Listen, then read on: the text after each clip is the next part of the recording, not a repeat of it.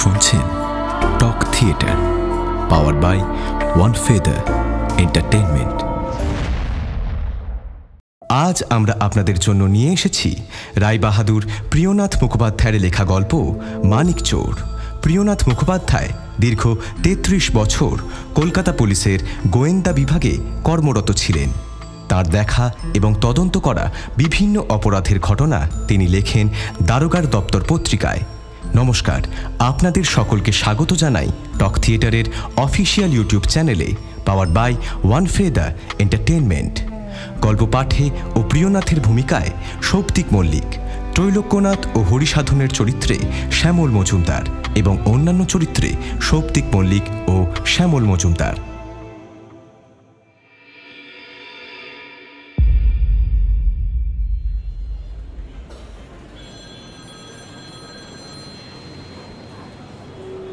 কাগজগুলো সিমান সাহেবের টেবিলে গিয়ে রেখে এলে তো? ওনার আসার সময় হয়ে গেল। কাগজগুলো রেডি না দেখলে রাগারাগি করবেন। হ্যাঁ দারোগা বাবু, আমি সব গুছিয়ে রেখে এসেছি। আর এই নিন কুসুমপুরের ডাকাতির কেস ফাইলটা, আপনি চেয়ে পাঠিয়েছিলেন। রাখো এখানে। আর শোনো বলরাম, বলছি কি, ভেতরে আসবো? আরে ত্রৈলোক্য যে, আয় আয় ভেতরে আয়। কতদিন পর তোর এই শ্রীমুখখানা দেখলাম। বস এখানে। বলরাম, তুমি এখন যাও, পরে আবার ডেকে নেব তোমাকে। আর নকুরকে বলো এখানে 2 কাপ চা দিয়ে যেতে। আচ্ছা স্যার। হ্যাঁ, এবার বল, খবর কি? কেমন আছিস? কোথায় ছিলিস এতদিন? সেই যে জমিদার বরদাচরণের ছোট ছেলেটার অপহরণের কেসের তদন্ত করতে হাতিমপুর গেলি, তারপর থেকে তো তোর আর পাত্তাই নেই। 7 দিনের মধ্যে কেসটা সলভ করে ছেলেটাকে উদ্ধার করতে পেরেছিলিস, সেইটুকু অবধি খবর জানি।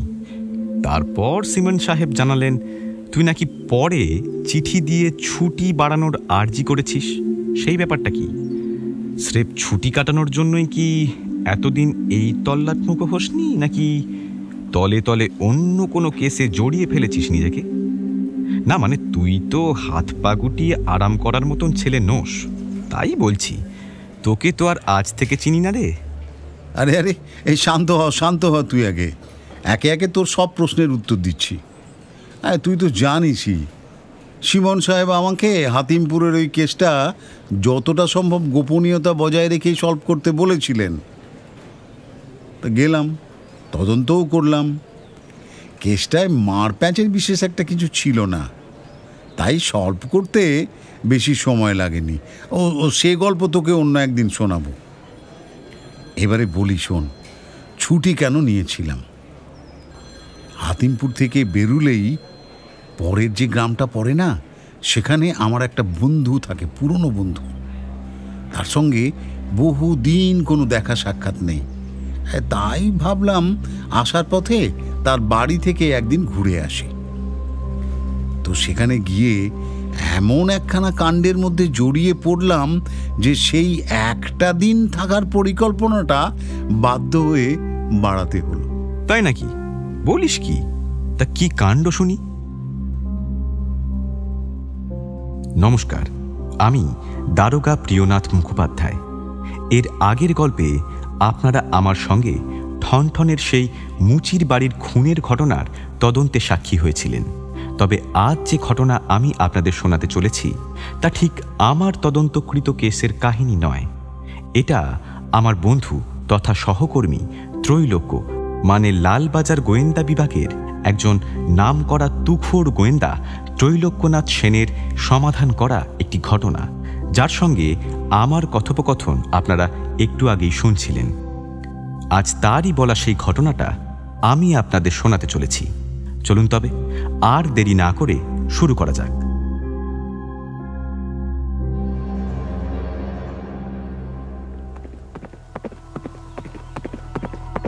বেলা গড়িয়ে এখন প্রায় মধ্য দুপুর।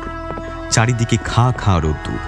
পরিষ্কার মেঘমুক্ত আকাশ থেকে যেন আগুনের হলকা বিচ্ছুরিত হচ্ছে।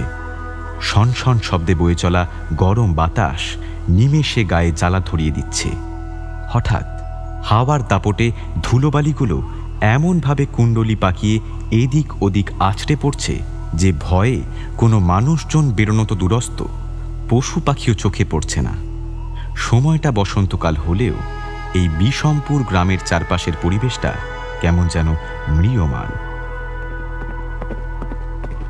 ওই দূর পথ দিয়ে একজন অশ্বারোহী ধীরে ধীরে গ্রামের পথ দিয়ে এগিয়ে আসছে। হাজারিবাগ জেলার অন্তর্গত এই বিষমপুর একটা গণ্ড গ্রাম। গ্রামটা নেহাত ছোট না হলেও লোকবসতি নিতান্তই অল্প। এই গ্রামের জমিদারের নাম তারাপদ বোস। অশ্বারোহী যুবকটা দেখতে বেশ সুপুরুষ, সভ্য, মার্জিত। বয়স খুব বেশি হলে ওই বছর 30 হবে। তার সারা শরীর ঘামে ভেজা, দেখলেই বোঝা যায় বহু দূর থেকে ঘোড়া চালিয়ে আসছে সে। লোকটার মতন তার ঘোড়াটাও ভীষণ সুন্দর। বেচারা প্রাণীটার ঘন ঘন নিঃশ্বাস ফেলা দেখে বোঝা যাচ্ছে সেও বড়ই ক্লান্ত। লোকটা এবারে একটা প্রাসাদের মতো বাড়ির সামনে এসে দাঁড়িয়ে পড়ল। ঘোড়া থেকে এক লাফে নেমে এগিয়ে গেল সেই দিকে। তার মুখের ম্লান ভাবটা কেটে গিয়ে খানিক প্রশান্তির হাসি ফুটে উঠেছে। ঘোড়াটার গায়ে একবার হাত বুলিয়ে সে লাগামটা পরিয়ে দিল। বাড়িটার একদম কাছাকাছি আসতেই সে দেখল পাশের 3 দিকে বিরাট উদ্যান, সামনেই বিস্তীর্ণ খোলা মাঠ। বাড়ির উত্তর আর পূর্বে অনেক বড় বড় আম, কাঁঠাল, নারকেলের গাছ। পশ্চিমে নানা রকমের শাকসবজি ফলে আছে। দক্ষিণের মাঠে বাহারি ফুল গাছ। বাড়ির সদরের কাছে এসে দাঁড়াতেই লোকটা বুঝল দরজাটা তালাবন্ধ। অবাক হয়ে ইতি উতি তাকালো সে। চোখে পড়ল ওই দূরে উদ্যানের মধ্যে একটা বৃদ্ধ মতন লোক গাছগাছালির পরিচর্যায় ব্যস্ত। লোকটা এক ছুটে চলে গেল তার কাছে। একটু গলা খাঁকড়ে মৃদু স্বরে বলল, বলছিলাম, হরিসাধন বাবু কি বাড়িতে আছেন? ও হ্যাঁ, তিনি বাড়িতেই আছেন। কর্তাবাবুর মৃত্যুর পর তিনি প্রায় সবসময় বাড়িতেই থাকেন। একবার তাকে খবর দিতে পারবেন? বলবেন ত্রৈলোক্যবাবু দেখা করতে এসেছেন। দ্বিরুক্তি না করে বৃদ্ধটি তৎক্ষণাৎ সেই প্রাসাদের মতো বাড়ির তালাবন্ধ দরজাটি খুলে ভেতরে চলে গেল।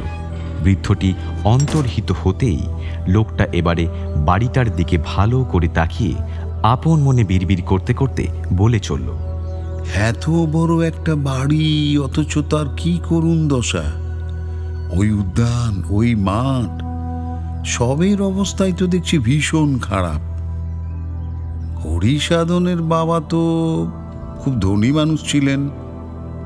বাবার মৃত্যুর পর সেই তো এই বিশাল সম্পত্তির মালিক। তাহলে কেন সে বাড়িটা মেরামতির ব্যবস্থা করেনি? চারপাশটা এমন শ্রীহীন অবস্থায় ফেলে রাখার কি কোনো মানে হয়? কি জানি বাবু, কি ব্যাপার? বাবু, এই যে বাবু শুনছেন, আপনি ভেতরে আসেন। বৃদ্ধের ডাক শুনে লোকটা এগিয়ে এসে বাড়ির ভেতরে ঢুকল। বৃদ্ধটি দরজা বন্ধ করে তার পেছন পেছনই আসছে। বাড়িটার ভেতরের অবস্থা বাইরের থেকে আরও বেশি শোচনীয়। নিচে অনেকগুলো ঘর থাকলেও প্রায় সবগুলোই ব্যবহারের অভাবে কঙ্কালসার দশায় দাঁড়িয়ে আছে।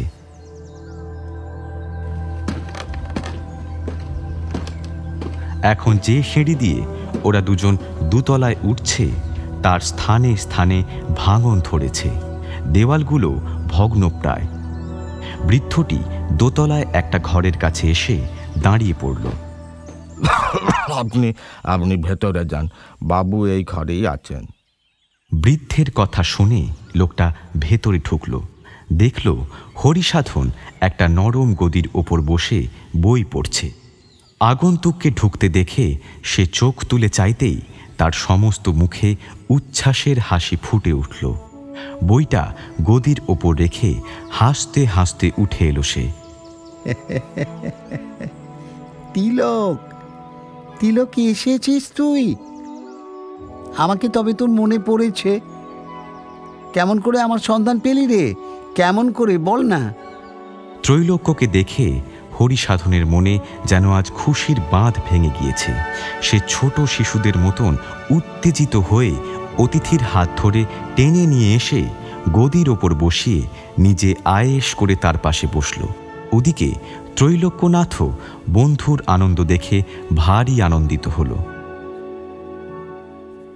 আরে শিকারে এসেছিলাম, ফিরবার সময় এই পথ দিয়ে যেতে ইচ্ছা হলো। পশ্চিমে যখন তোর সঙ্গে শেষ দেখা হয় তখন বলেছিলিস শীঘ্রই ফিরবি, তাই আমি একবার তোদের ওই কাছারি বাড়িতে গিয়েছিলাম, সেখান থেকেই তোর সন্ধান পেয়েছি। তবে তো আমার দুর্দশার কথা সবই শুনেছিস ভাই। হ্যাঁ রে ভাই, তোর বাবা গত হয়েছেন শুনে খুব খারাপ লেগেছিল। শুধু এইটুকুই শুনেছিস? না, মানে একজন সন্তানের জন্য পিতৃহীন হবার থেকে বড় দুর্দশাগ্রস্ত অবস্থা আর কী বা হতে পারে রে। কিন্তু তোর গলার স্বরটা আমার ঠিক লাগছে না তো, অন্য কিছু কি হয়েছে? বলছি শুনেই দেখ না, এর থেকেও আর কোনো খারাপ অবস্থা হতে পারে কি না। হ্যাঁ বল, আমি সব শুনবো।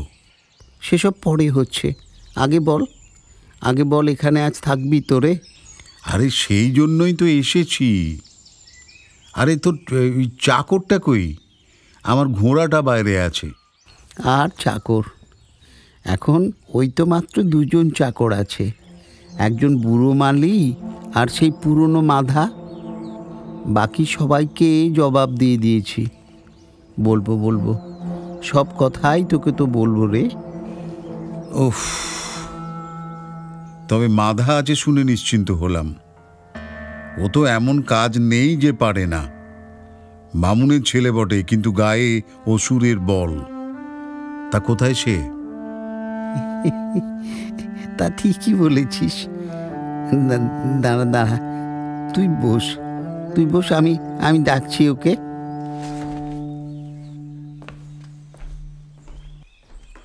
ওরে মাধা, কই গেলি রে?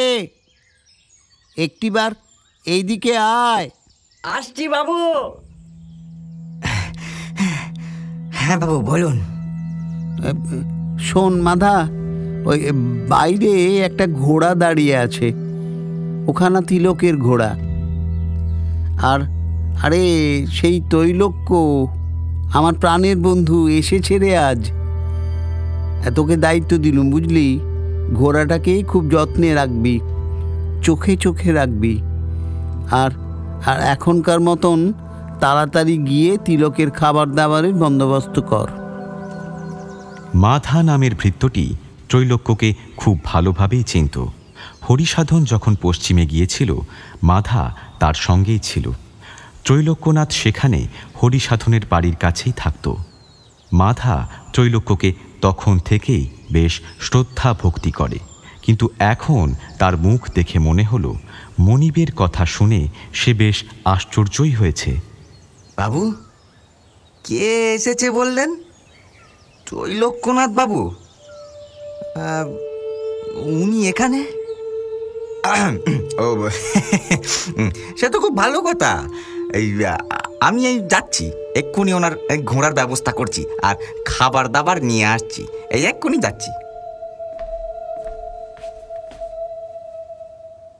ত্রৈলোক্যনাথ জাতে ব্রাহ্মণ হলেও শূদ্র বংশোদ্ভূত বন্ধুটির বাড়িতে উঠতে বসতে খেতে বিন্দুমাত্র নারাজ নয়। পশ্চিমে থাকতে হরিসাধনের বাড়িতে তার নিত্যদিনের যাতায়াত ওঠা বসা লেগেই থাকত। সেই অল্প বয়স থেকেই হরিসাধন আর ত্রৈলোক্যনাথ একে অপরের পরিচিত। দুজনেই সমবয়স্ক, সমান অবস্থাপন্ন, তাই দুই বন্ধুর মধ্যে ভীষণ ভাব ছিল।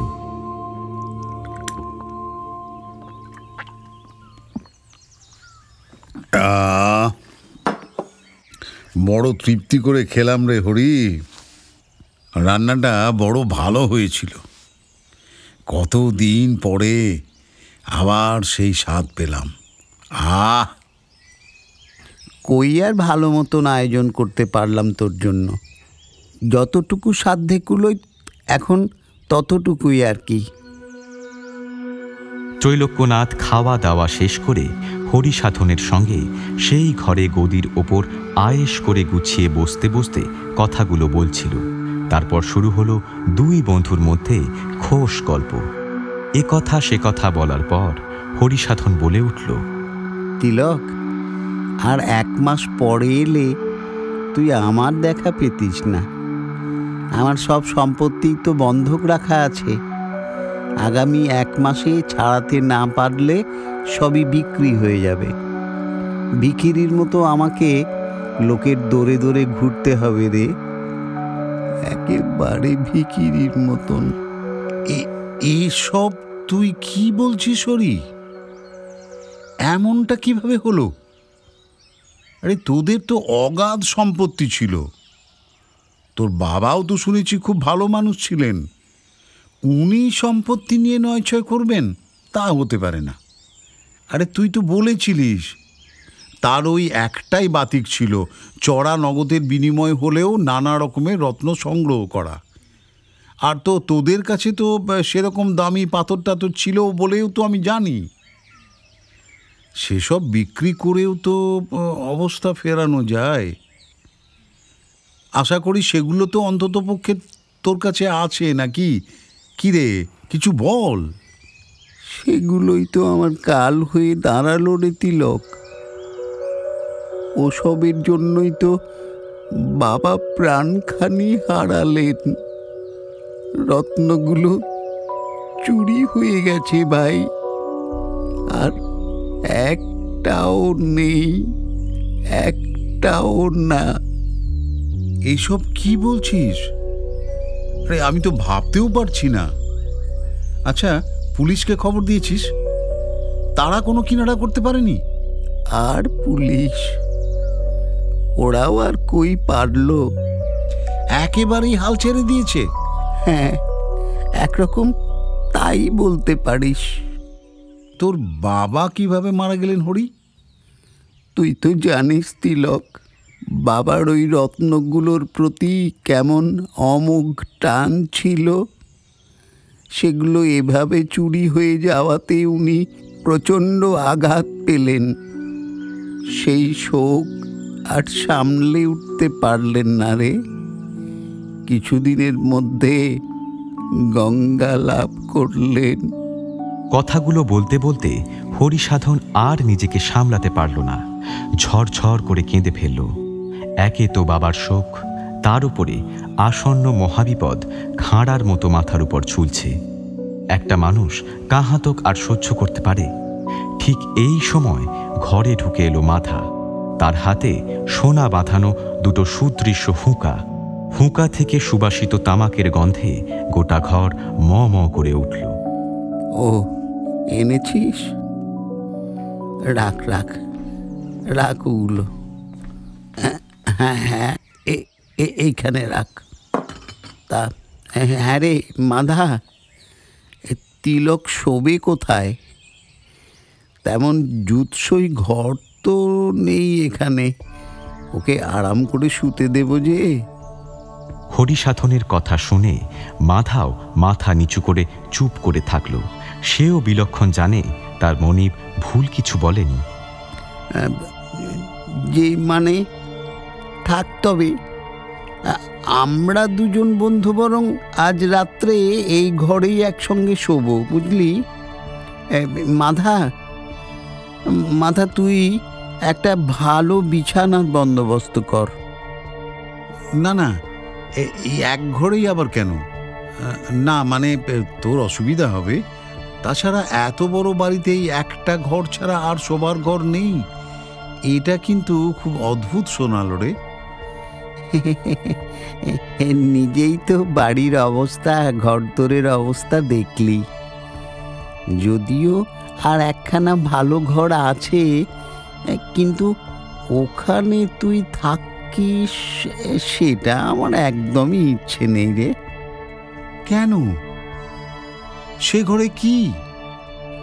ও ঘরেই আমার বাবা শেষ নিঃশ্বাস ত্যাগ করেছিলেন। ওটা ওনার শোবার ঘর ছিল। তবে আমি সেই ঘরেই থাকবো। তুই আর অমত করিস না ভাই। আসলে আসলে এখানকার সকলে বলে ও ঘরে মানে ও ঘরে নাকি ভূত আছে। আমি যদিও সেসব মানি না, তবুও তোকে সতর্ক করে দেওয়া আমার কর্তব্য। তাই আমি কি? ভূত? ভালোই তো, এতদিন পর একটা ভূতের সঙ্গে আলাপ হবে। কিন্তু ও ঘর যে অনেক দিন ধরেই বন্ধ পড়ে আছে, থাকার মতো উপযোগী এখন নয়। হ্যাঁ, সে তো শোবার এখনো ঢের দেরি। এর মধ্যে মোটামুটি উপযোগী করে দিলেই হলো। আমারও তো আয়েশ করে না শুলেও চলে যায়। ত্রৈলোক্যকে হরিসাধন অনেক করে বোঝালো, কিন্তু তাতে কোনোই লাভ হলো না। ত্রৈলোক্য নিজের কথাতেই টিকে থাকলো শেষ অবধি। অগত্যা হরিসাধন মাধাকে বলল, ও মাধা, ঘরটা পরিষ্কার করে দে। বিছানাপত্র সব তো রয়েইছে, দেখিস যেন তিলকের কোনো অসুবিধা না হয়। মাধা কিছু বলল না, কিন্তু তার মুখ দেখে বুঝতে অসুবিধা হয় না যে সে ভীষণই অবাক হয়ে গিয়েছে। হাঁ করে সে চেয়ে আছে নিজের মনিবের দিকেই। হরিসাধন কিভাবে অনুমতি দিয়ে দিল সে কিছুতেই ভেবে পাচ্ছে না। ওদিকে মাধাকে এই অবস্থায় দেখে ত্রৈলোক্য আবারও অট্টহাস্য করে উঠল। মাধা যে প্রচণ্ড ভয় পেয়েছে সেটা বুঝতে তার আর বাকি থাকল না। মাধাও আমার সঙ্গে রাত্রিটা আজকে ওই ঘরেই থাকবে, কি অসুবিধা নেই তো? হ্যাঁ,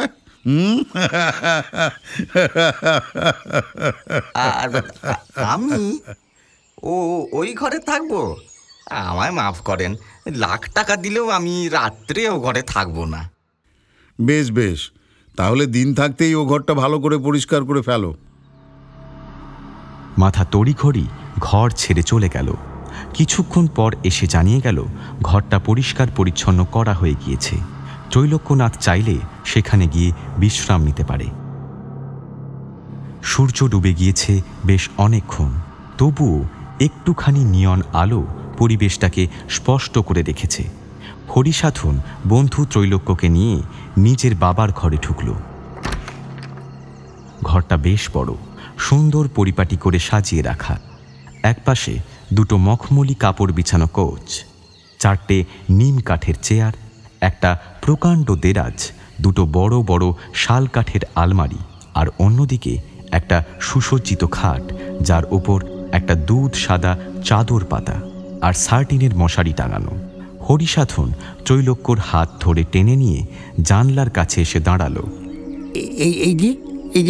এই যে জানলার শিকগুলো দেখছিস না, এইগুলোই সমস্ত অনিষ্টের মূল। কিভাবে? এটা তো ঠিক বুঝলাম না। চোর এই শিকগুলোর সাহায্যেই এই ঘরে ঢুকেছিল। যেদিন বাবা মারা যান তারপর দিন সকালে মাধা এই শিকের ওপর কিছু একটা দাগ দেখেছিল।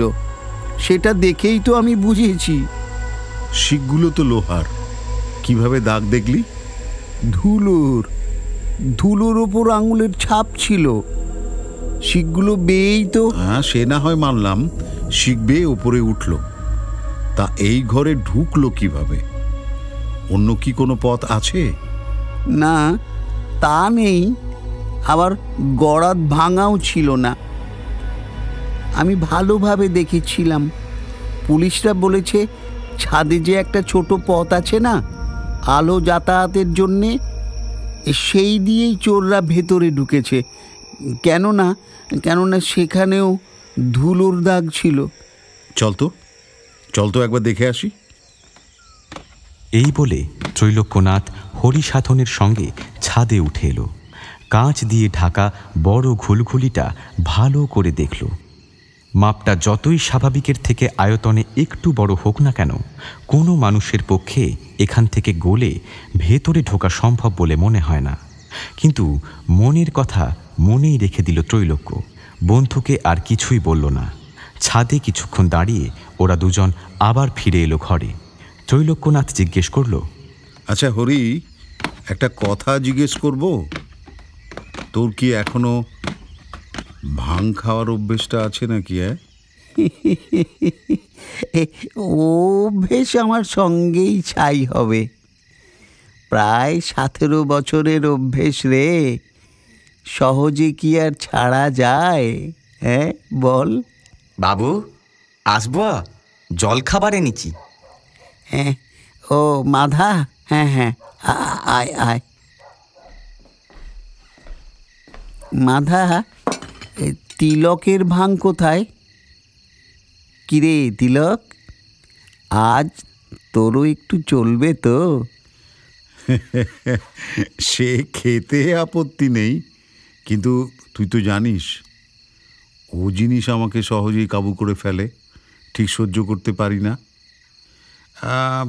কিন্তু ঠিক আছে, এতদিন পর এলাম, তুই যখন বলছিস তো দে, একটুখানি দে, খাই না হয়। ত্রৈলোক্যের কথা শুনে ঈষৎ হেসে হরিসাধন মাথার দিকে তাকিয়ে ইশারা করল। মাথাও মনিবের আদেশ বুঝতে পেরে চলে গেল। ফিরল হরিসাধন আর ত্রৈলোক্যের জন্য দুবাটি ভর্তি ভাঙের শরবত নিয়ে। জলযোগ শেষ করে ওরা দুজন ভাঙের শরবতটুকু খেয়ে ফেলল। মাধা একটা বড় পাত্র ভর্তি করে ঈষদুষ্ণ জল নিয়ে এলো। সে জল দিয়ে হাত মুখ ধোয়ার আগে ত্রৈলোক্য নিজের বাম হাতের আঙুলে পড়ে থাকা আংটিটা খুলে পাশে রেখে দিল। হরিসাধন এতক্ষণ লক্ষ্য করেনি। হঠাৎ আংটিটার দিকে চোখ পড়তেই তার চোখ যেন কপালে উঠে গেল। আংটিটা ছিল ভীষণ সুন্দর। উজ্জ্বল রঙের পান্না বসানো আংটিটা ভালো করে দেখার জন্য হরিসাধন সেটা হাতে তুলে নিল। ঘুরিয়ে ফিরিয়ে দেখতে দেখতে বলল, বাহ, আংটির পান্নাখানা তো বড়ই সুন্দর, তাই না রে মাধা? এই দেখ, হাতে নিয়ে দেখ। হ্যাঁ বাবু, এ তো খুব সুন্দর, একদম আসল পান্না বাবু, অনেক দাম হবে। ঠিক বলেছ মাধা, পান্নাটা বেশ দামি। তোমার দেখছি রত্ন চেনার বেশ চৌকস চোখ আছে। তা কোথা থেকে শিখলে এই বিদ্যে? আসলে বাবু, আগে যার কাছে কাজ করতুম তিনি ছিলেন বিরাট বড় জহুরি। সর্বক্ষণ তার সঙ্গে সঙ্গে থাকতুম, তার কাজকর্ম দেখতুম। আমায় বড় ভরসা করতেন কিনা, তাই তিনি শিখিয়ে দিয়েছিলেন এই বিদ্যে। বাহ, বাবা বাবা, তা তুমি হরিসাধনের বাবার সংগ্রহ করা রত্নগুলো কখনো দেখেছিলে? হ্যাঁ, অনেকবার দেখেছি, প্রত্যেকটা নামও আমি জানতাম। এখন ওগুলো কোথাও চোখে পড়লে চিনতে পারবে? বিলক্ষণ পারবো তিলক বাবু, কিন্তু সেসব আর দেখতে পাবো বলে আশা করিনি। আপনি কি ভাবছেন ওসব দামি দামি পাথরগুলো সামান্য কোনো ছিঁচকে চড়ে হাতিয়েছে? এসব পাকা মাথার কাজ। তাছাড়া ওসব রত্নগুলো বিক্রি করাও খুব মুশকিল। পাথরগুলো তো সাধারণ মানুষের পক্ষে কেনা সম্ভবই নয়। তা ঠিকই বলেছ। তা তোমার কি মনে হয় কে চুরি করেছে? আমার মনে হয় যারা এসব লাইনে আছে তাদের মধ্যেই না কেউ এই পাথরগুলো হাতিয়েছে। বড় মনিবের কাছে যেসব মূল্যবান পাথর ছিল তা বোধহয় রাজাদের কাছেও নেই। তাই আমার মনে হয় পাথরগুলো নিয়ে বিক্রি করার লোভে নয়, বড় মনিবের মতনই জমিয়ে রাখার জন্য কেউ পাথরগুলো গায়েব করেছে। তোমার অনুমান মিথ্যা নাও হতে পারে মাধা, তবে সত্যি বলতে কি, কিছু লোক আছে যারা আগুপিছু কোনো প্রশ্ন না করেই চোরাই মাল কিনে নেয়। তুমি যেমন লোকজনের কথা বলছো, আমি সেরকম কিছু লোকজনকে চিনি। তাদের মধ্যে অন্তত একজন এরকম প্রকৃতিরই মানুষ আছে। ত্রৈলোক্যের সব কথা মাথা চুপচাপ শুনল, আর কিছু বলল না। হরিসাধন মাথাকে ভেতরে গিয়ে ঘরের বাকি কাজকর্মগুলো সামলাতে বললে সে বিদায় জানিয়ে তৎক্ষণাৎ ঘর ছেড়ে বেরিয়ে গেল।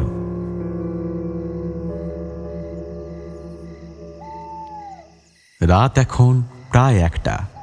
ভরা পূর্ণিমার চাঁদের আলো যেন চারিদিক ভাসিয়ে নিয়ে যাচ্ছে। নিঝুম নিস্তব্ধ পরিবেশে মাঝে মধ্যে কেবল পেঁচার ডাক শোনা যাচ্ছে। হরিসাধনের প্রকাণ্ড বাড়িটাকে এই রাতে বড়ই অদ্ভুত দেখাচ্ছে। সারাদিনের পথশ্রমে আজ ত্রৈলোক্যনাথ ভীষণ ক্লান্ত। অলস শরীরে টলমলো পায়ে সে ধীরে ধীরে ঘরে ঢুকে দরজাটা ভেতর থেকে বন্ধ করে দিল। ভাঙে শরবতের চোটে তার মাথার ভেতরটা এখন ঝিমঝিম করছে। আর থাকতে না পেরে সে ধপাস করে বিছানায় শুয়ে পড়ল। গোটা ঘরে তখন কেবল একটাই মোমবাতি জ্বলছে। ত্রৈলোক্য বিছানায় গড়ালো বটে, কিন্তু তার দু চোখে এখনও ঘুম নেই। কোনো একটা অস্বস্তির কারণে সে এপাশ ওপাশ করতে লাগলো। পরক্ষণেই তার কারণটা ত্রৈলোক্য বুঝল। সে ভীষণ ঘামছে, খুবই গরম লাগছে তার। মুহূর্তকাল অপেক্ষা করেও বিরক্তি ভাবটা না কাটায় সে উঠে গিয়ে দাঁড়ালো কপাট লাগানো জানলার কাছে। জানলার কপাট খুলে তার বাইরের চাঁদোয়া দৃশ্যের দিকে চোখ পড়তেই মনটা জুড়িয়ে গেল। এতক্ষণে ফুরফুরে বাতাস ঘরের মধ্যে ঢুকতেই তার ঘামে ভেজা শরীরটা যেন খানিক কেঁপে উঠল। আহ, কি আরাম! ত্রৈলোক্য সেখানে আর না দাঁড়িয়ে পুনরায় বিছানায় গিয়ে শুয়ে পড়ল। অস্বস্তিটা কেটে গেলেও ঘুম যে কেন আসছে না কে জানে। সে আপন মনে চিন্তা করতে লাগলো। হরিসাধন যে কিভাবে চিরকালের সুখ স্বাচ্ছন্দ্য ছেড়ে রাস্তায় গিয়ে দাঁড়াবে কে জানে। ওর পক্ষে কি এত কষ্ট সহ্য করা সম্ভব হবে? নয় নয় করে তার বিষয় আশায় তো বিপুল। সেগুলো নিমেষে হাতছাড়া হয়ে যাওয়া যে কতখানি দুঃখের তা তো আর বলার নয়। যে আমি অবাক হয়ে যাচ্ছি এই ভেবে, কে বা কারা ওর বাবার এতগুলো দামি রত্ন অবলীলায় চুরি করল। পুলিশও বা এত বড় একটা ঘটনার পরে মুখে কুলু পেটে বসে আছে কেন? ওদিকে বাইরে থেকে চোর বাড়িতে ঢুকে কাজটা সেরে ফেলল। তার তো কোনো ভিত্তিযোগ্য প্রমাণ আমি দেখলাম না। তাছাড়া ভেতরে বাইরের লোক বলতে এক তো মাধা, যে কিনা হরির অত্যন্ত বিশ্বস্ত, সে কাজ করা তো দূর, ভাবতেও পারে না। আর দ্বিতীয় জন, সে তো বৃদ্ধ মালি, তার পক্ষেও এই কঠিন কাজ করা দুঃসাধ্য। তাহলে এই রহস্য কি কোনোদিনই উন্মোচিত হবে না? কেউই কি পারবে না এই সমস্যার সমাধান করতে?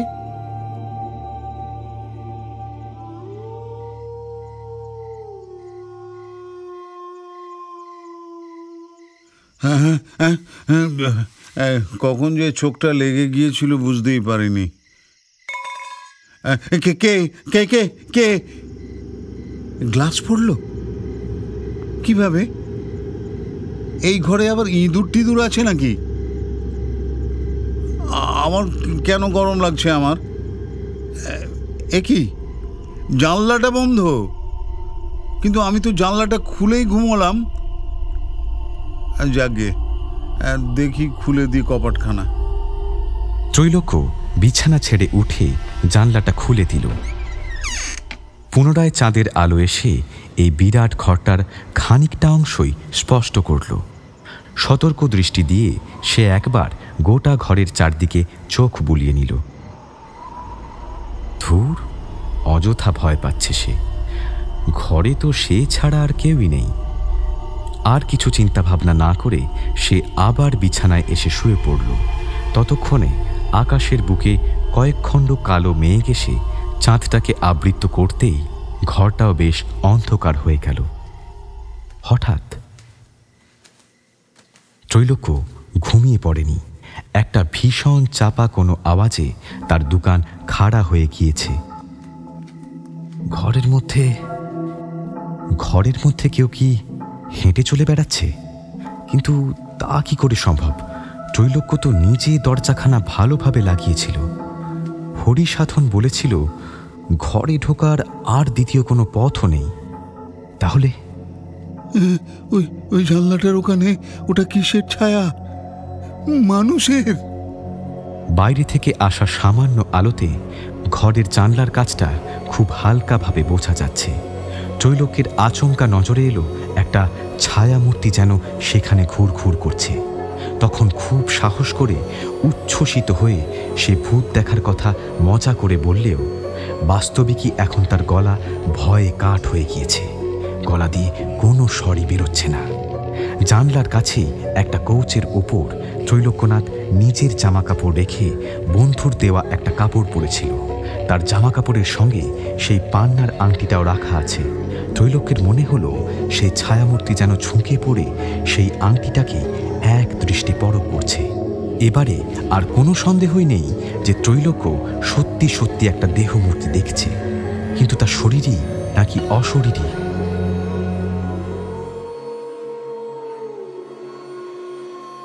ত্রৈলোক্য যেন এতক্ষণে পাথরের মতন নিশ্চল হয়ে গিয়েছে। চাঁদ থেকে মেঘের আবরণ খানিক সরে গিয়েছে। খুব অল্প হলেও জানলার কাজটা আর একটু দৃশ্যত হলো। ত্রৈলোক্য দেখল সেই ছায়ামূর্তির মাথায় একটা জরির টুপি। হরিসাধনের মুখে সে শুনেছিল ওর বাবা নাকি জরির টুপি পরতে খুব পছন্দ করতেন। সব সময় পশ্চিম দেশীয় মানুষদের মতো সাজসজ্জাও করতেন। তাহলে কি ওটা হরির বাবার প্রেত মূর্তি? তিনি তো মূল্যবান সব পাথর সংগ্রহ করতেন। তার জন্যেই কি তিনি আমার এই পান্নার আংটিটার দিকে অমন করে তাকিয়ে আছেন? এতক্ষণে ত্রৈলোক্যর মনে হলো তার দেহে যেন সার ফিরে এসেছে। ভয়টা একটু কেটেছে।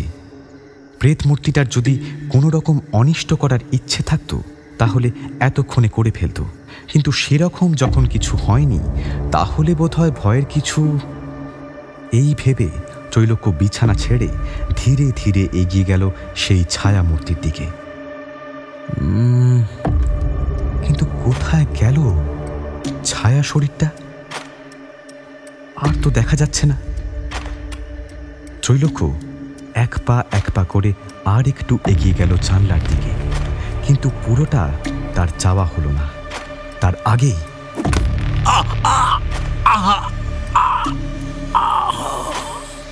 সহসা কে যেন ত্রৈলোক্যর মাথায় পেছন থেকে লাঠি দিয়ে আঘাত করল। আর্তনাদ করে উঠে সে মেঝেতে পড়ে গিয়ে সঙ্গে সঙ্গে জ্ঞান হারালো।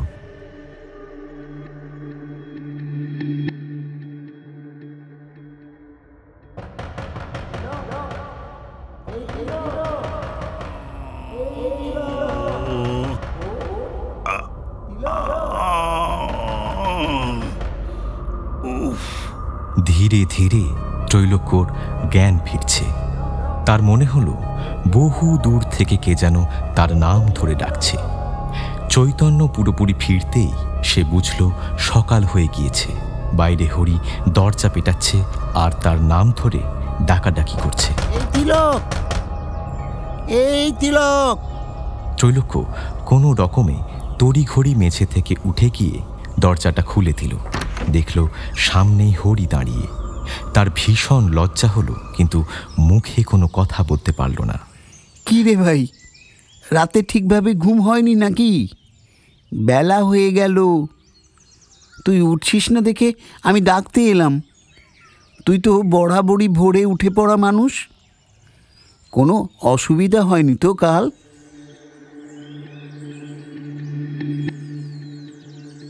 ত্রৈলোক্যর মাথাটা তখনও ভোঁ ভোঁ করছে।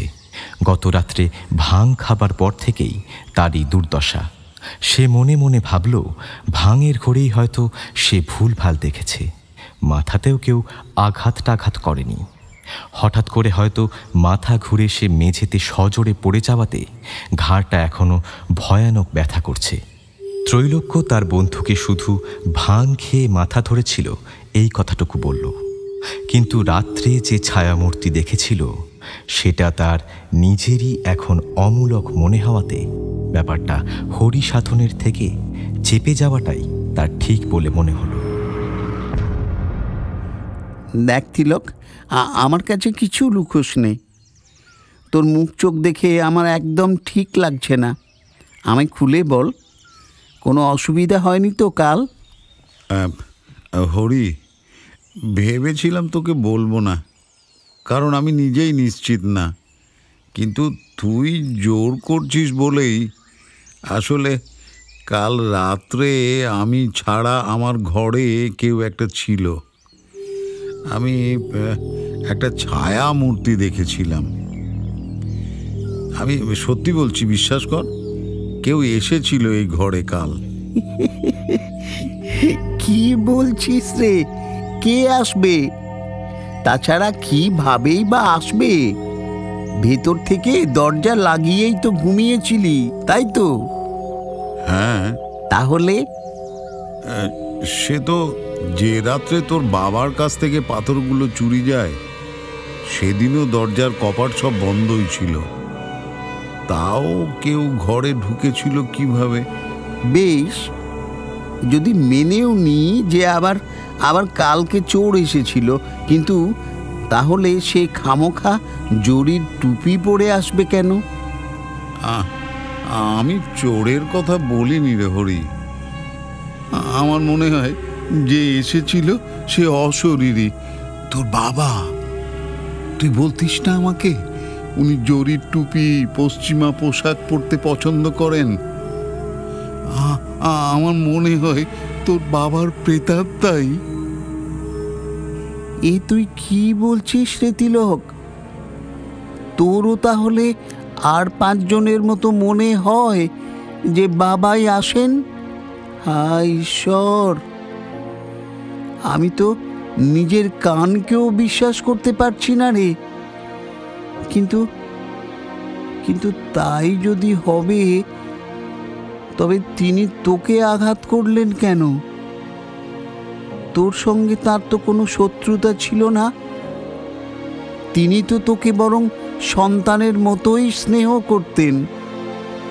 আমার মতনই তোকেও তো ভালোবাসতেন। সেখানে কেন তিনি তোকে আঘাত করবেন? তা ঠিক না, মানে আসলে না রে তিলক, আমার মনে হয় কাল রাত্রে ভাঙের শরবতের জন্যই তোর মাথাটা ঘুরে গিয়েছে। এছাড়া আর কোনো কারণ নেই। এক কাজ কর, ভালো করে তেল মেখে স্নানটা সেরে আয়, দেখবি আরাম লাগছে।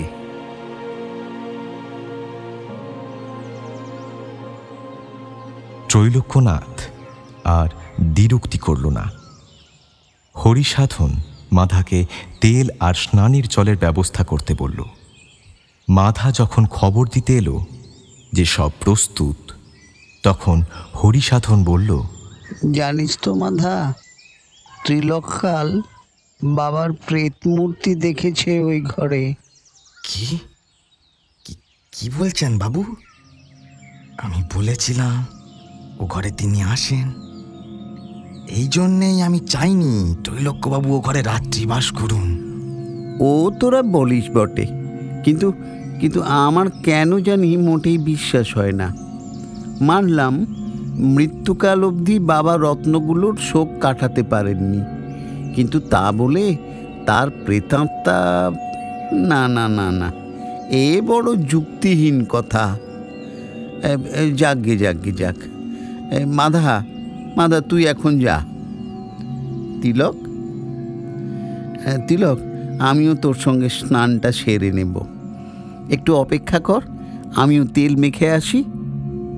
হরিসাধন চলে যেতেই ত্রৈলোক্য তেলের বাটি নিয়ে ঘরে ঢুকল।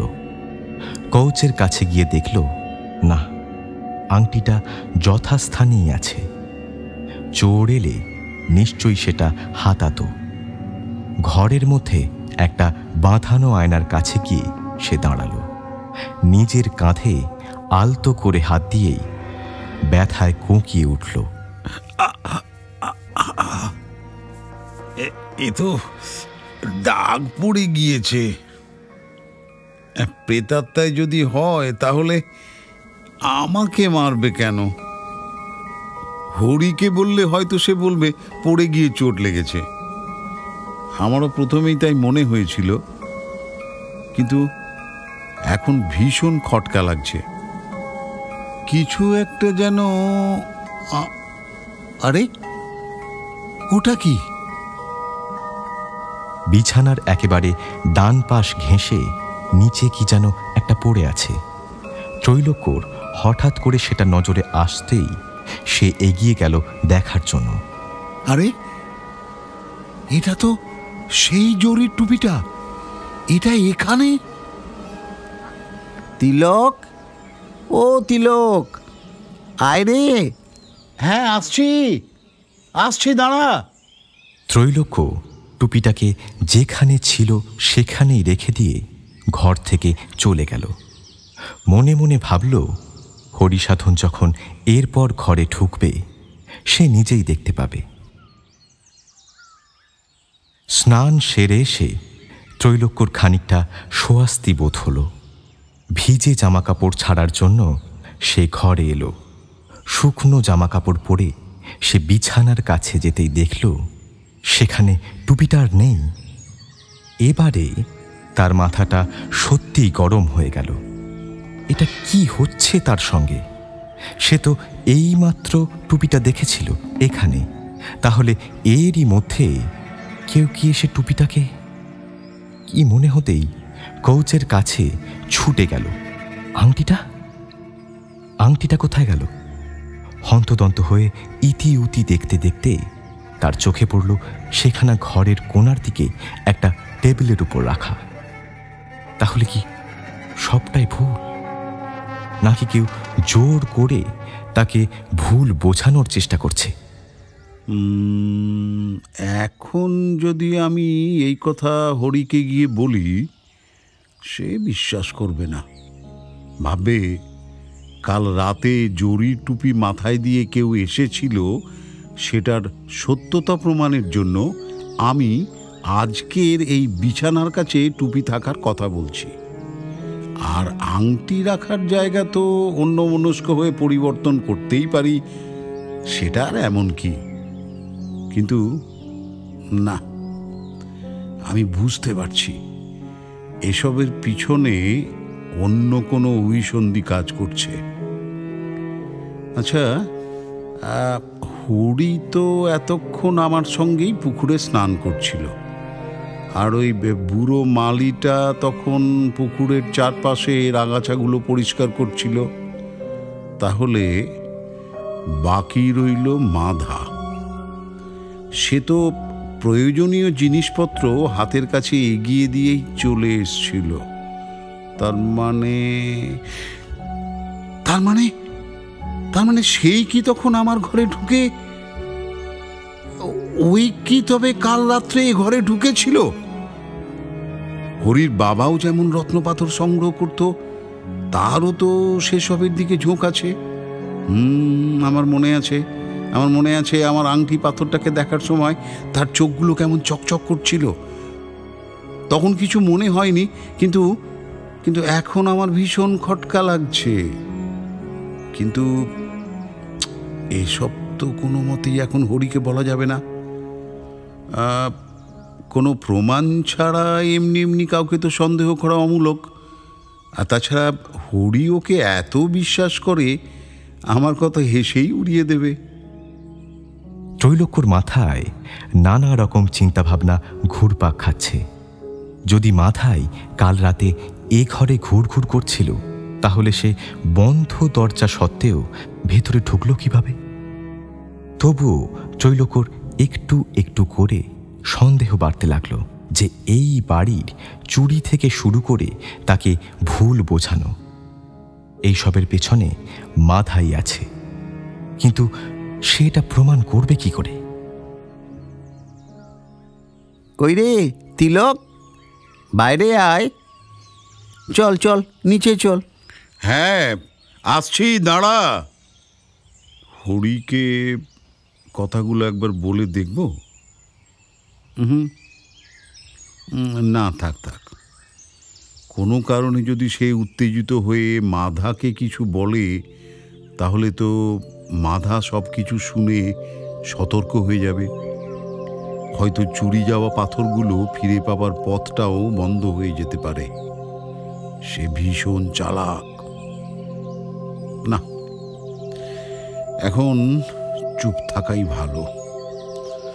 যাই, নিচে যাই এখন।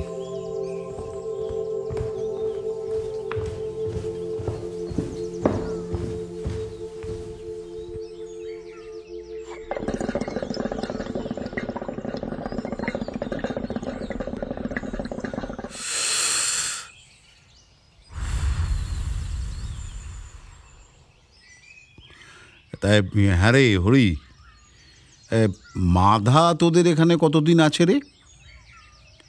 আমি তো ওকে বেশ অনেক সময় ধরেই দেখছি। তা কতদিন হলো ওর এখানে থাকা? কতদিন আছে তা ঠিক বলতে পারবো না রে তিলক। তবে মাধার যখন বয়স ওই 18 মতন হবে তখনই ও এ বাড়িতে ঢোকে। এখন ওর বয়স এই আন্দাজ 50 মতন হয়তো। বলিস কি রে? ওকে দেখে তো মোটেই মনে হয় না। বাড়ির সব কাজ তো দেখে ও একাই সেরে নিচ্ছে। তা তোর বাবা জীবিত থাকতেই কি অন্যান্য সব চাকর বাকরকে কাজ থেকে ছাড়িয়ে দিয়েছিলেন নাকি? হ্যাঁ রে, আর কোনো উপায়ও ছিল না তো। পাওনাদাররা দিন রাত যেভাবে দরজায় পেটাতো, বাধ্য হয়ে তিনি আস্তে আস্তে সব খরচ কমিয়ে দিয়েছিলেন। তবুও বিষয় আশয় ধরে রাখতে পারলাম না রে। যদি বাবা তখন একটাও পাথর বিক্রি করতে অনুমতি দিতেন তাহলে কিছুটা দেনা শোধ করতে পারতাম। অনেক বুঝিয়েছিলাম জানিস, অনেক বুঝিয়েছিলাম, কোনো লাভ হয়নি রে। তার ওই এক গোঁ ছিল, উনি বেঁচে থাকতে ওসব দামি পাথরগুলোয় হাত দেওয়া যাবে না। ওনার অবর্তমানে চাইলে আমি সেগুলো বিক্রি করে দেনা শোধ করে দিতে পারি জানিস। বেলা গড়িয়ে এখন দুপুর। হরিসাধন বন্ধুর জন্য সাধ্য মতো নানা রকম খাবার দাবারের বন্দোবস্ত করেছে। মাথায় রান্না করছে। খাওয়া দাওয়া সেরে উঠতে ওদের বেশ দেরি হয়ে গেল। তিলক, আজ এখানে থাকবি তো রে? না রে, জানিস আমার বড় ইচ্ছে রে তোদের এই জমিদারিতে কিছুদিন থাকি। কাজের জন্য আমাকে অনেক দূর দূরান্তে যেতে হয়, তো কত লোকের বাড়িতে ওঠা বসা করতে হয়। কিন্তু জানিস, এই বিষমপুর গ্রামের মতো সুন্দর জায়গা আমি আর দুটো দেখিনি। আজ বাদে কাল এইসব সম্পত্তি তোর হাতছাড়া হবে, এটা ভেবেই আমার বড় কষ্ট হচ্ছে রে হরি। নিয়তি রে ভাই, নিয়তি। ভবিতব্য যা তাই তো হবে। এসব এসব আমি মেনে নিয়েছি জানিস। আচ্ছা, এখন ছাড়, আমার কথা ছাড়। তোর ব্যাপারে কিছু বল। কাল তো ভালো করে গাল গল্প করাই হলো না, থেকে জানা রে ভাই। ইচ্ছে থাকলেও আর উপায় নেই রে বন্ধু। আমার কাজ কি তা তো তুই জানিসই। খুব জানি। তিলক গোয়েন্দার নামে তো সব চোর ডাকাত ভয়ে থরথর করে কাঁপে। আমি ওই রকমই একটা কাজে এসেছি, তাই আজ রাতেই আমাকে বেরিয়ে পড়তে হবে। ওহো, কিন্তু তবুও তো এখনো তো 5-6 ঘন্টা আছিস। এই সময়টুকু আয়েশ করে কাটাবো দুজনে, কি বলিস? আর আজকের মতন সুখকর দিন কপালে জুটবে কিনা কে জানে। এই সময়টুকুতে আর কোনো মন্দ কথা আলোচনা হবে না রে, সব ভালো ভালো গল্প হবে। কে এই কে বাইরে বাইরে কে দাঁড়িয়ে? আগে বাবু, আমি মাধা, এই আপনাদের তামাকখানি দিতে এসেছিলাম। তা তুমি বাইরে আড়ালে দাঁড়িয়ে এতক্ষণ কি করছিলে মাধা? আড়ালে? কই না তো। আমি তো এইটা দিতেই ওই আস্তে আস্তে শুনতে পেলুম তিলকবাবু নাকি আজই রওনা দেবেন। তা সত্যি নাকি? হ্যাঁ, তুমি আমার ঘোড়াটা তৈরি করে দাও মাধা, আর জরুরি কাজ আছে, যেতেই হবে। তবে যাবার আগে এই পুরো বাড়িটা আর বাগানের সব জায়গাগুলো ঘুরে ফিরে দেখার ইচ্ছা আছে। আর বাড়ি ভেতরে বাইরে একই হাল, ও আর দেখার কি, বরং কষ্টই হবে তোর দেখে। আর রইল বাকি বাগান, ও তো তুই দেখেইছিস। সে ভালো খারাপ যাই হোক, তাও দেখব, বুঝলি। মন্দ জিনিস কি আর লোকে দেখে না রে হরি? তোকে আর আমার সঙ্গে গিয়ে কষ্ট করতে হবে না, আমি বরং মাধাকেই সঙ্গে নিয়ে যাব। আমি ঠিক জানি ওই মনে হয় তোর চেয়ে এই বাড়িটাকে খুব ভালো করে চেনে। কি মাধা, তাই তো? মানে মনি ঠিকই বলেছেন, তেমন দেখার মতো কিছু। আহা, আর কথা বাড়াস না মাধা, তিলক যখন চাইছে নিয়ে যা। এখন তুই যা। আচ্ছা বেশ, ঠিক আছে, তাই হবে। আসি এখন বাবু।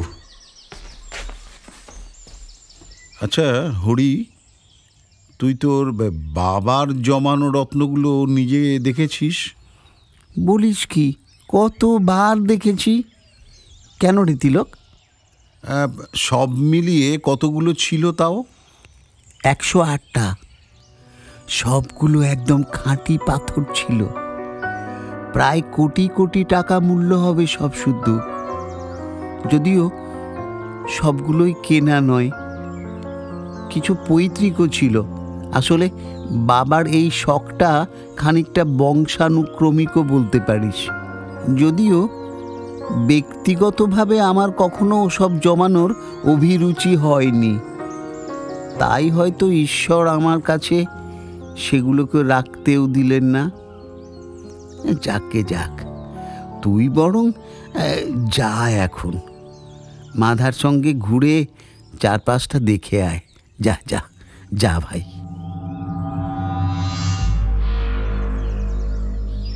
মাধা যখন সেই প্রাসাদের মতো বাড়ির প্রতিটা ঘর, দালান, পথ, সিঁড়ি ইত্যাদি দেখাতে দেখাতে ত্রৈলোক্যের সঙ্গে বাগানে এসে দাঁড়ালো, তখন দিন প্রায় শেষের দিকে। আহা হা হা হা, কত কাল ধরে এসব জিনিস এরকমভাবে পড়ে আছে মাধা। তা ওই বড় মণিবাবুর আমল থেকেই। উনি বোধহয় শুধু সারা জীবন পাথর সংগ্রহতেই মগ্ন ছিলেন, এসবের দিকে খুব একটা নজর দেননি। আচ্ছা মাধা, তুমি সব ঘর তো ঘুরিয়ে দেখালে, কিন্তু কই তোমার ঘরটা তো দেখালে না। আমার ঘর তো খুব ছোট, দেখবার মতো তেমন কিছুই নেই তিলকবাবু। সে ছোট বড় যাই হোক, এ বাড়িতে সব কিছু যখন দেখলাম, তখন তোমার ঘরটাই বা বাদ যাবে কেন? চলো চলো চলো, দেখে আসি।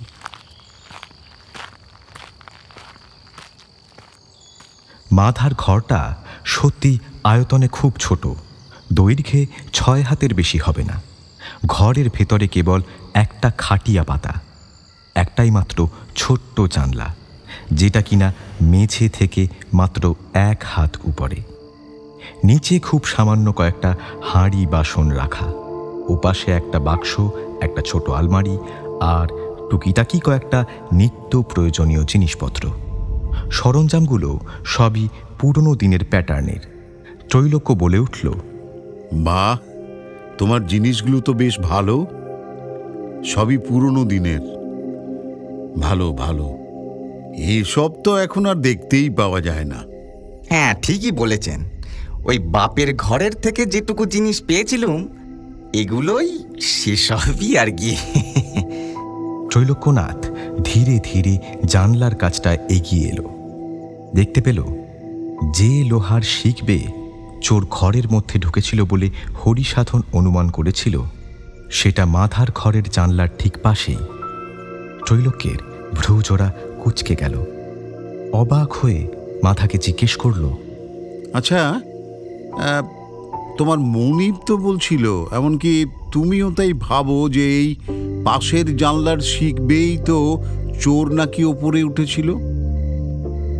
তা তোমার জানলা তো এত কাছে, অথচ তুমি কোনো শব্দ পাওনি বা অন্য কিছু টের পাওনি।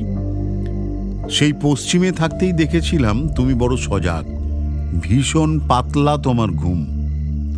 আমার মনে আছে, সেখানে ওই হরির বাড়িতে যেদিন রাত কাটাতাম, সেদিন বাইরে থেকে কোনো আওয়াজ টাওয়াজ ভেসে আসলে তুমি এক চটকায় ঘুম ভেঙে উঠে বাইরে টহল দিয়ে আসতে। আর সেই তুমি থাকতে কিনা তোমার নাকের ডগা দিয়েই চোর এত কাছ থেকে এত কিছু জিনিস নিয়ে উধাও হয়ে গেল। বাবু, আপনি কি বলছেন? আমি তো কিছু বুঝতে পারছি না। তখন জোয়ান বয়স ছিল তাই সজাগ ছিলাম, এখন তো মানে আমি এর বেশি কিছু জানি না। আর আপনি বিশ্বাস করুন মাধা, আমি যখন থেকে এ বাড়ি ঢুকেছি তুমি দেখছি বড্ড বেশি উসখুস করছো। প্রথমত, আমার এই বাড়িতেই থাকাটা যে তোমার পছন্দ ছিল না, কালই আমি কিন্তু বুঝেছিলাম, শুধু ধরতে পারিনি। দেখো মাধা, আমি যে কাজকর্ম করি তাতে আমাকে কম বেশি সবাইকেই সন্দেহের চোখে দেখতে হয়, কিন্তু তুমি হরির খুব কাছের জন, তাই তোমাকে বাঁকা নজরে দেখার কথা আমি ভাবতেও পারিনি। কিন্তু এই দুদিনে তোমার যা ভাবগতিক দেখলাম, তাতে তুমি যেন নিজেই সেই দায়িত্ব তুলে নিয়ে আমাকে অন্যভাবে ভাবতে বাধ্য করলে। ত্রৈলোক্যের কথা শুনে প্রথমটায় মাধার মুখটা ফ্যাকাশে হয়ে গেলেও ধীরে ধীরে তার চোয়ালটা শক্ত হয়ে উঠল। তার কাঁধের উপরিভাগের মাংসপেশি যেন ফুলে উঠেছে। সে যে এই বয়সেও যথেষ্ট শক্তিশালী সেটা আগেই বলেছি, কিন্তু এখন ওর ক্রূর মুখটা দেখে যে কেউই বাস্তবিকই ভয় পেয়ে যাবে। কিন্তু গোয়েন্দা ত্রৈলোক্যনাথকে চোখ রাঙানো এত সহজ না। সেও দ্বিগুণ কঠোর দৃষ্টিতে মাধার চোখে চোখ রেখে বলে উঠল, পাথরগুলো কোথায় রেখেছো সেটা বলে দাও মাধা। তোমার সকল বিদ্যাই আমার কাছে ফাঁস হয়ে গিয়েছে, গাল গল্প ফেঁদে আর কোনো লাভ নেই। তুমি যে কাল রাত্রে আমার ঘরে ঢুকেছিলে তা আমার আর বুঝতে বাকি নেই। আমার চোখে কোনোভাবে ধুলো দিয়েই তুমি আমাকে সচকিতে আমার পিছন দিকে গিয়ে লাঠি দিয়ে মাথায় মেরেছিলে। ভুল করে সে সময় হয়তো তোমার জরির টুপিখানা পড়ে গিয়েছিল, যেটা আজ সকালে লুকিয়ে তুমি গিয়ে নিয়ে এসেছো। কিন্তু জেনে রাখো, তোমার আনার আগেই ওটা আমার চোখে পড়ে গিয়েছিল। তোমার লাঠির আঘাতও এখনো আমার কাঁধে স্পষ্ট। কথা বলতে বলতে ত্রৈলোক্য এক পা করে মাধার দিকে এগিয়ে আসছিল। মাধাও একটু একটু করে সরে গিয়ে এক সময় গিয়ে থমকে দাঁড়ালো জানলার কাছে। সে তার মুখটা এতক্ষণ নিচু করে দাঁড়িয়েছিল। হঠাৎই ত্রৈলোক্যর দিকে চোখ তুলে তাকালো। ওর চোখ দুটো এখন যেন জবা ফুলের মতন টকটকে লাল।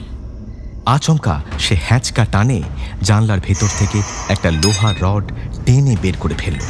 রডটা শক্ত করে ধরে দুহাত উঁচিয়ে ত্রৈলোক্যকে আক্রমণ করার জন্য মারমুখী হয়ে এগিয়ে এলো।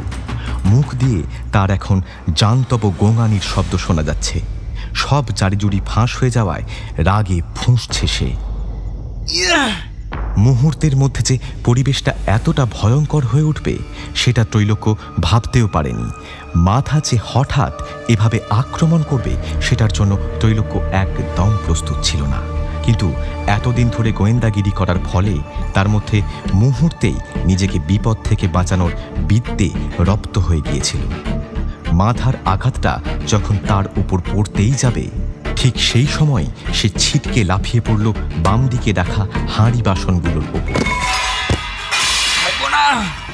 আমার হাত থেকে আজ কেউ বাঁচতে পারবে না, শেষ করে দেবো, একদম শেষ করে দেবো। একবার বিফল হয়ে মাথার রাগ যেন আরও চতুর্গুণ বেড়ে গেল। সে আবারও ত্রৈলোক্যকে মারতে উদ্যত হল। এবার কিন্তু ত্রৈলোক্য সতর্ক হয়ে গিয়েছে। এমন সময় শত্রুকে কিভাবে ঘায়েল করতে হয় সে বিদ্যে ওর ভালোই জানা। নিজের মাথাটাকে লোহার রডের আঘাত থেকে দ্বিতীয়বার বাঁচানোর সঙ্গে সঙ্গে মাথার চোয়াল লক্ষ্য করে ত্রৈলোক্য চালালো সজোরে এক ঘুষি। আর্তনাদ করে মাথা ছিটকে পড়ে গেল দূরে, কিন্তু দুর্ভাগ্যবশত তার মধ্যেই সেই লোহার রডের আঘাতটা ত্রৈলোক্যর বাম হাতে নেমে এলো। মাথা অচেতন হয়ে মাটিতে লুটিয়ে পড়তেই তৎক্ষণাৎ হন্তদন্ত হয়ে ঘরে ঢুকে এলো হরিসাধন। কি হচ্ছে কি এখানে? কি হচ্ছে কি? একি তিলক, তোর কি হলো? মাথা মাথা মাথা আমার হাতটা ভেঙে দিয়েছে রে। হরিসাধন আর কোনো প্রশ্ন করল না। তখন যত তাড়াতাড়ি সম্ভব বুড়ো মালিটাকে পাঠালো ডাক্তার আনার জন্য। তারপর ত্রৈলোক্য একে একে সব কথা হরিসাধনকে বলল। এই মাধাই তোদের সব রত্ন পাথরগুলো চুরি করেছে, কিন্তু কি বলছিস তুই তিলক? মাধা? হ্যাঁ, কিন্তু বিক্রি করেনি। তোর বাবার মতো ওরও শখ ছিল দামি পাথর জমানোর।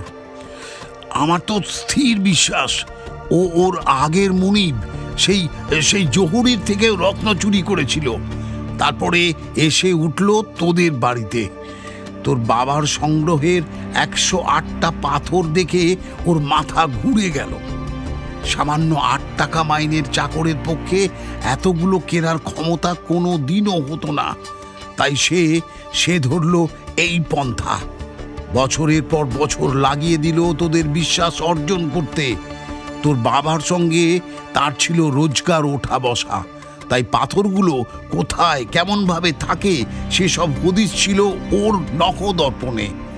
তারপর এই সময় এসে ঠিক করলো রত্নগুলো হাতিয়ে নিয়ে পালাবে।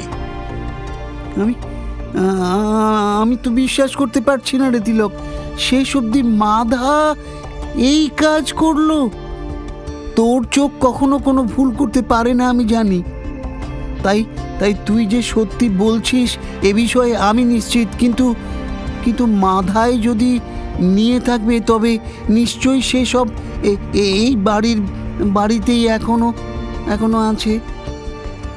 কারণ ও তো অনেক দিন হলো এই বাড়ি থেকে বেরোয়নি রে। হ্যাঁ, ঠিক তাই। ও এই বাড়িরই কোথাও একটা লুকিয়ে রেখেছে ওই পাথরগুলো। আচ্ছা, মাধা এখন অজ্ঞান হয়ে পড়ে আছে। দেখি যদি জ্ঞান ফেরার পর ওর থেকে কিছু আদায় করতে পারি। হরি বাবু, ডাক্তার এসেছেন। এই যে ডাক্তারবাবু আসুন না। আমার এই বন্ধুর হাতটা একটু দেখবেন? ডাক্তার ত্রৈলোক্যর হাতটা পরীক্ষা করে দেখে ভালোভাবে বেঁধে দিলেন। কয়েকটা ওষুধপত্র হরিসাধনকে বুঝিয়ে দিলেন। তারপর মাথাকে পরীক্ষা করে তিনি জানালেন, এর অবস্থা কিন্তু ভালো নয়, বুঝলেন? যত তাড়াতাড়ি সম্ভব একে হাসপাতালে ভর্তি করার ব্যবস্থা করতে হবে।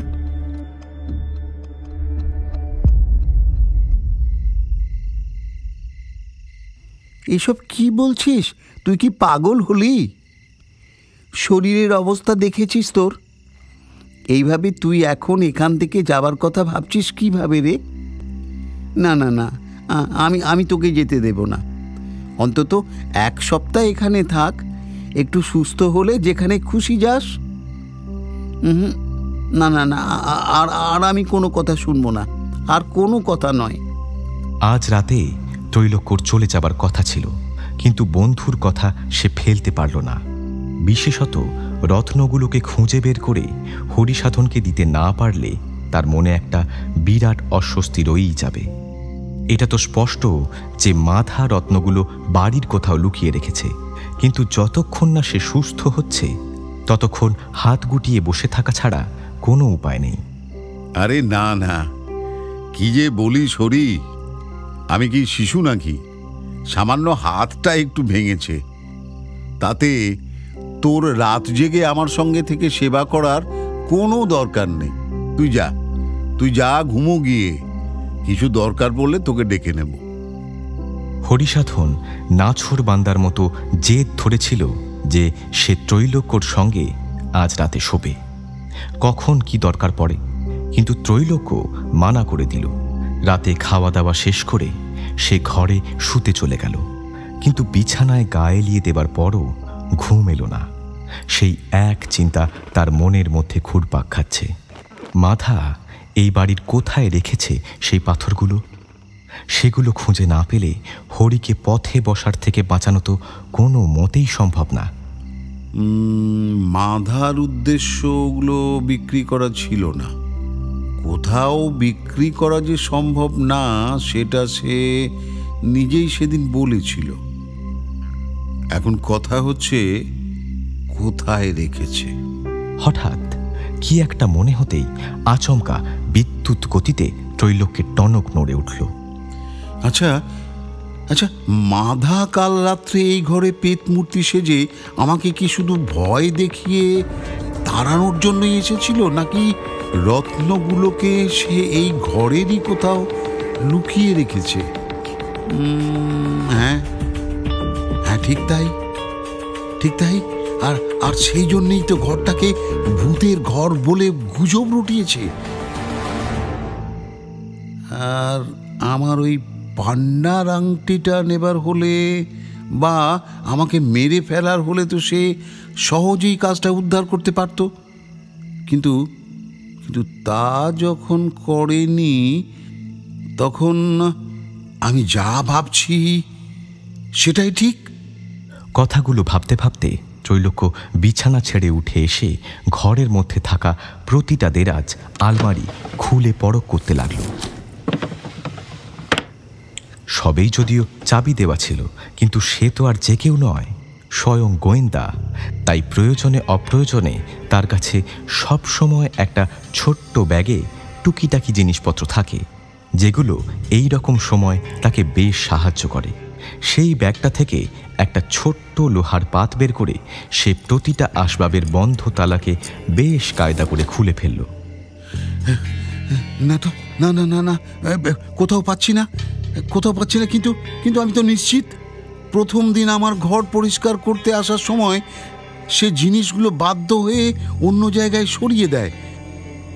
তারপর রাতে আমাকে ভূতের ভয় দেখায় যাতে আমি যত তাড়াতাড়ি সম্ভব বাড়ি ছেড়ে পালাই। কিন্তু যখন দেখলো আমি পরদিনই চলে যাব বলে মনস্থ করেছি, সে তৎক্ষণাৎ আমাদের স্নানের সময় ওপরে এসে আবার রত্নগুলো এই ঘরেরই কোথাও লুকিয়ে ফেলে।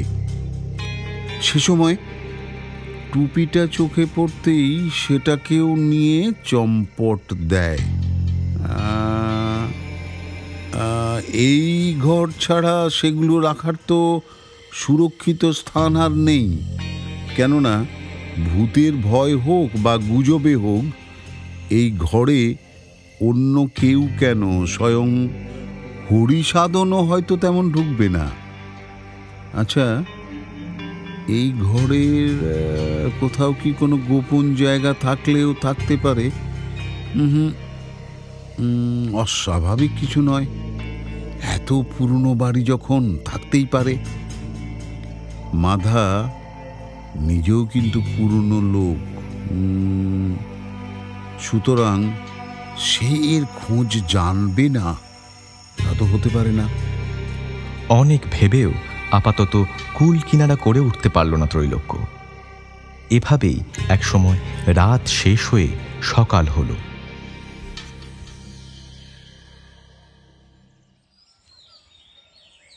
এক রাতেই চোখে মুখের একই অবস্থা করেছিস রে তিলক। রাতে ঘুমোসনি? হাতে খুব যন্ত্রণা হচ্ছিল না রে? দাঁড়া, আমি ডাক্তারবাবুকে আজ আর একবার ডাকবো। আরে না, ওসব কিছু করতে হবে না। হ্যাঁ, রাত জেগেছিলাম তা ঠিকই, কিন্তু অন্য কারণে। তোর বাবার মূল্যবান পাথরগুলোই আমার অনিদ্রার কারণ। আমার স্থির বিশ্বাস সেগুলো এই ঘরেতেই আছে। এই ঘরে? বেশ, তোর যদি তাই মনে হয় আজই কিছু লোক ঠিক করে দিচ্ছি, তারা এই ঘর খুঁজে দেখুক। আচ্ছা, তোর বাবা ওগুলো কোথায় রাখতেন জানিস? একটা হাতির দাঁতের তৈরি বাক্সের ভেতর, যেটা কিনা আবার আমারই কাছে আছে এখন। যদিও বা সেটা উধাও হয়েছিল, কিন্তু আবার ফিরে পেয়েছি জানিস। বাগানের একটা আম গাছের তলায় পড়েছিল। ওরকম বাক্স দুটো ছিল, তার মধ্যে একটা যেদিন হারায় তার ঠিক কদিন পরেই রত্নগুলো হারিয়ে যায়। পুলিশের লোক খানা তল্লাশি করতে গিয়ে বাক্সটা পায়। পাথর ভর্তি বাক্সটা বাবা বিছানার ভেতরে একটা গোপন স্থানে রাখতেন। এই বিছানায়? কিন্তু কিন্তু কাল অনেক খুঁজলাম, কই কই পেলাম না তো কিছু। হরি হরি, দয়া করে বল বিছানার ঠিক কোথায় রাখা হতো? আচ্ছা আচ্ছা, দেখাচ্ছি, তুই অত ব্যস্ত হোস না। সেই ফাঁকা জায়গাটা দেখলেই মন খারাপ করে জানিস।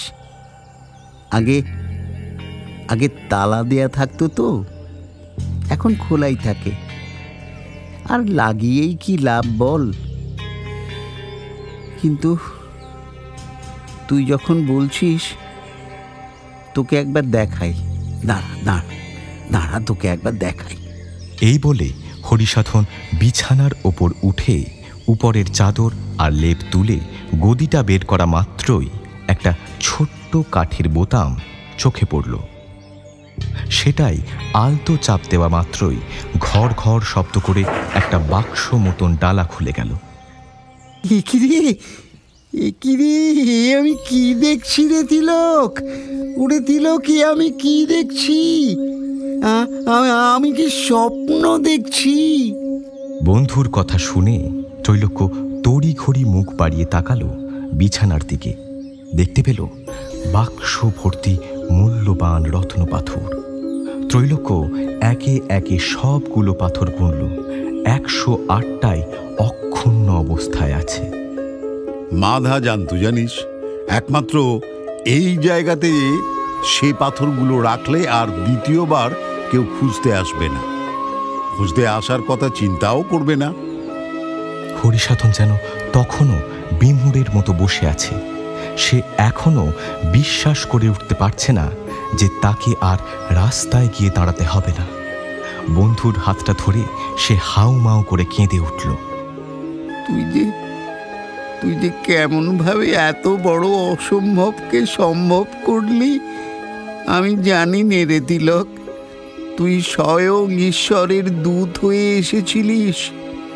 মাধার ওপর তোর প্রথম থেকেই সন্দেহ ছিল। আমি বরং তোর কথায় পাত্তা দিনি, ভাবতাম তুই অমূলক চিন্তা করছিস। আমায় ক্ষমা কর ভাই, ক্ষমা কর। আরে ছাড় তো, এখন আবার এসব কেন? এত বড় সর্বনাশ হতে যাচ্ছিল আর আমি তা চেয়ে চেয়ে দেখব, তাই হয় নাকি? আমি নিশ্চিত এর মধ্যে 2-4খানা পাথর বেচলেই তোর সমস্ত দেনা শোধ হয়ে যাবে। মাধার কথা আর ভাবিস না, ও হাসপাতাল থেকে এ বাড়িতে আর ফিরবে বলে মনে হয় না। ও জানে ও ধরা পড়ে গিয়েছে। এতক্ষণে ওকে আমরা পুলিশে দিইনি, এটাই অনেক। তোর জন্য আমি সব ফিরে পেয়েছি আবার। শুধু ধন সম্পদ না, মান ইজ্জতও বাঁচলো শুধু তোর জন্যেই। লোকে ঠিকই বলে জানিস, তিলক গোয়েন্দাকে হারানোর সাধ্যই কারো নেই। তোর এই ঋণ আমি কোনো দিনও শোধ করতে পারবো না রে, কোনো দিনও না। সে শোধ করতে তুই নাই পারিস, কিন্তু আমার একখানা কথা তো তুই রাখতেই পারিস। বল না, তুই যা বলবি আমি সব শুনবো, বল। এবারে একটা বিয়ে করে সংসারী হয়ে যা। এই পরিবার বল, বাড়ি ঘরদোর বল, আর স্বয়ং তুই বল, এসবকে গুছিয়ে গাছিয়ে পরিপাটিভাবে রাখার জন্য আমার একটা বউ ঠান চাই। এতদিন তো বিষয় আশয়ের দুরবস্থার জন্য সংসারের কথা ভাবিসনি, কিন্তু এখন তো চিন্তা নেই। হ্যাঁ রে, তবে আর দেরি কিসের? বেশ, আমার আপত্তি নেই। তুই বরং তাড়াতাড়ি ভালো হয়ে ওঠ, পাত্রী খুঁজে দে। ততদিন কিন্তু তোকে কোথাও যেতে দেব না। কি মনে থাকবে তো? হ্যাঁ, আমিও ভাবছি বুঝলি, আমার ওপরওয়ালাকে চিঠি লিখে ছুটিটা বাড়িয়ে নেব। কারণ তোকে সংসারী না করে আমি আর কোথাও যাচ্ছি না, বুঝলি?